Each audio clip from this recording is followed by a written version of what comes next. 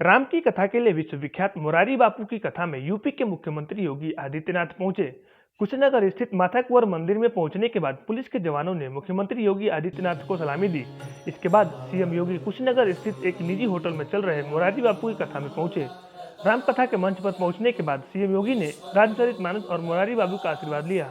इस दौरान मोरारी बापू ने सीएम योगी आदित्यनाथ को अंगवस्त्र भेंट कर सम्मानित किया।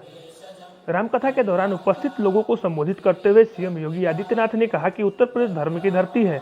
यह भारत का हृदय स्थल है। राम और कृष्ण दोनों का जन्मभूमि यूपी में है। यूपी में ही बाबा विश्वनाथ की धरती है। गंगा और यमुना का पवित्र संगम भी उत्तर प्रदेश में है और सबसे बड़ी बात, भगवान बुद्ध से जुड़े कई स्थल भी उत्तर प्रदेश में है। इसलिए देश में उत्तर प्रदेश का बहुत अधिक महत्व है। सीएम योगी आदित्यनाथ ने कहा कि पूरी दुनिया पिछले 10-12 महीनों से त्रस्त थी। पूरी दुनिया की स्थिति खराब है। कोरोना ने बहुत नुकसान किया है। कोरोना अभी खत्म नहीं हुआ है, लेकिन अब यह अंतिम दौर में है। ऐसे में राम कथा सुनाने के लिए बापू कुशीनगर में आए हैं। सीएम ने कहा कि भगवान राम का कथा सुनने से कल्याण होगा, क्योंकि राम का नाम ही मोक्ष है। ये कथा कोरोना पर भारत के लिए विजय का प्रतीक बनेगा। राम जन्मभूमि की लड़ाई पूरे राष्ट्र की थी। ये लड़ाई राष्ट्र की मर्यादा की थी। उसी लड़ाई के कारण राम मंदिर निर्माण का मार्ग प्रशस्त हुआ है। कोरोना की लड़ाई भारत सफलतापूर्वक लड़ रहा है। आज उसी लड़ाई का परिणाम है कि हम बापू की कथा सुन रहे हैं और हमने एक साथ 2 वैक्सीन बनाई है। हम अपने देश के साथ विश्व के अन्य देशों को भी वैक्सीन देंगे।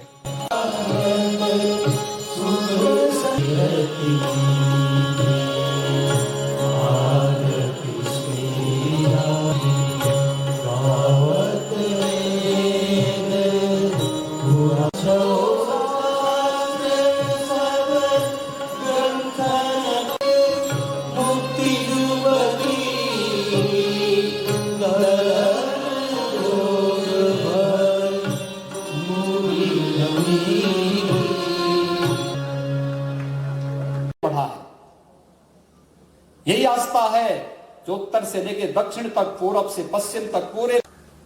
महात्मा बुद्ध भी कुशीनगर में ऐसे ही नहीं आए होंगे। इस कथा का आनंद लेने का अवसर प्राप्त हो रहा है। मैं इस अवसर पर आप सबके प्रति हृदय से आपको मैं बधाई देता हूं, अपनी शुभकामनाएं देता हूं। ये पावन धरती आज भी दुनिया के अंदर जीवन की वास्तविकता का एहसास कराता है। धर्म के वास्तविक मर्म को समझने के लिए हमें मजबूर करता है और मुझे बहुत प्रसन्नता है यहां पर बापू की इस कथा के माध्यम से यहां के मुसहर जाति से जुड़े हुए लोगों के लिए, गरीबों के लिए अनेक कल्याणकारी कार्यक्रम भी इस कथा के माध्यम से प्रारंभ हो रहे हैं। कथा तो वही है जो लोक कल्याण का माध्यम बने और बापू की कथा उसी लोक कल्याण का माध्यम बन करके बुद्ध की वास्तविक शिक्षाओं को आम जन तक पहुंचाने का एक माध्यम भी बन रही है। मर्यादा पुरुषोत्तम भगवान श्री राम की मर्यादा को आम जन तक पहुंचाने का कार्य कर रही है। मैं कुशीनगर की धरती पर यहाँ के लोगों के बीच हमने बहुत संघर्ष किए हैं। यहाँ के मुसहर जाति के लोगों के हितों के लिए हम लोगों ने बहुत काम शुरू से करने का प्रयास किया और जब प्रदेश में हमारी सरकार आई तो हमने एक संकल्प लिया। हमने कहा मुसहर जाति का कोई व्यक्ति ऐसा नहीं बचना चाहिए जिसके पास अपना मकान ना हो। हर एक को मकान दो, हर एक को जमीन का पट्टा दो, हर एक को राशन कार्ड उपलब्ध कराओ। एक तो धार्मिक संस्कार हमारे, दूसरा मर्यादा पुरुषोत्तम भगवान श्री राम के जीवन के वे उच्च आदर्श जो हमें निरंतर लोक कल्याण के मार्ग पर आगे बढ़ने के लिए प्रेरित करते हैं और महात्मा बुद्ध की पावन धरती के संस्कार जो हमें निरंतर इन सब क्षेत्रों में भगवान बुद्ध की वास्तविक शिक्षा को व्यावहारिक स्तर पर पहुंचाने का एक नया संदेश निरंतर देते हैं। उसी के बल पर हमें सब कार्य करने में सफल हुए हैं। कुछ दुनिया के देश थे जो कोरोना फैला रहे थे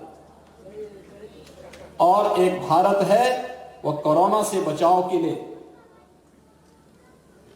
वैक्सीन दे रहा है। आपने देखा होगा ब्राजील जब भारत की वैक्सीन पहुंची तो ब्राजील के राष्ट्रपति ने प्रधानमंत्री मोदी जी का धन्यवाद किन शब्दों में किया?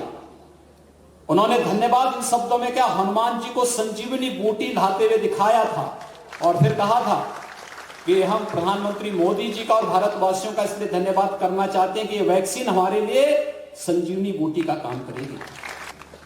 हमारे यहां लड़ाई कभी उपासना विधि की नहीं थी, कभी नहीं थी। हमारे यहां स्वतंत्रता थी इन सब बातों को लेकर के। हमने कभी भी अपनी बात को किसी पे जबरन थोपा नहीं, लेकिन उस सब के बावजूद जिसने सर्वे भवन्तु सुखिनः की बात की उसे सांप्रदायिक कह दिया, और जो अपनी बात को जबरन थोपता है उसे कहा जाता है कि यह व्यक्ति तो सेकुलर है, यानी हम कॉमनल हो गए, वो सेकुलर हो गए। यानी जिसको कॉमनल बोला जाना चाहिए था उसको सेकुलर कहा जाता है, और जो पूरी दुनिया के कल्याण की बात करता है, वसुधैव कुटुंबकम की बात करता है, करता ही नहीं बल्कि अवसर आने पर उस प्रकार की हकीकत करके दिखाता भी है, उसे सांप्रदायिक कह करके अलग थलग करने का प्रयास होता है। भारतवासियों को इन सब बातों को समझना चाहिए। बुद्ध और राम के प्रति सनातन श्रद्धा का भाव आपको दुनिया के तमाम देशों में देखने को मिलेगा, तमाम देशों में देखने को मिलेगा।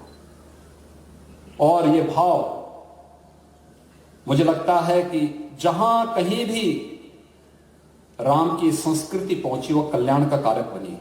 जहां जहां भी महात्मा बुद्ध का ज्ञान पहुंचा, उन्होंने लोक मंगल की कामना के साथ दुनिया के देशों को एक नई राह दिखाई, जीने की एक नई राह दिखाई। राम और बुद्ध दुनिया को जीने की एक राह दिखाते हैं, और जीने की वो राह का ही माध्यम इस कोरोना कालखंड में ये पापों की पावन कथा भी बन रही है।